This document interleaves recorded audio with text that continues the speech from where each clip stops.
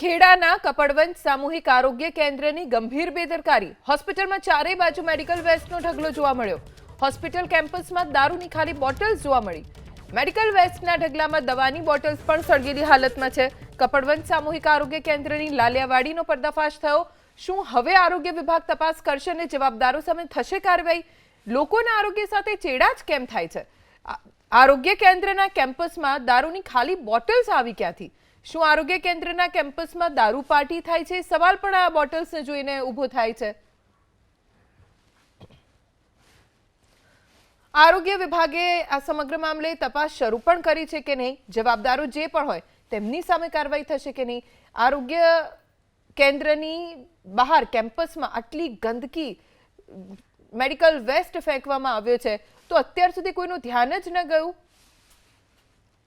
આરોગ્ય વિભાગે આ સમગ્ર મામલે તપાસ શરૂ પણ કરી છે કે નહીં? જવાબદારો જે પણ હોય તેમની સામે કાર્યવાહી થશે કે નહીં? આરોગ્ય કેન્દ્રની બહાર કેમ્પસમાં આટલી ગંદકી, મેડિકલ વેસ્ટ ફેંકવામાં આવ્યો છે તો અત્યાર સુધી કોઈનું ધ્યાન જ ન ગયું.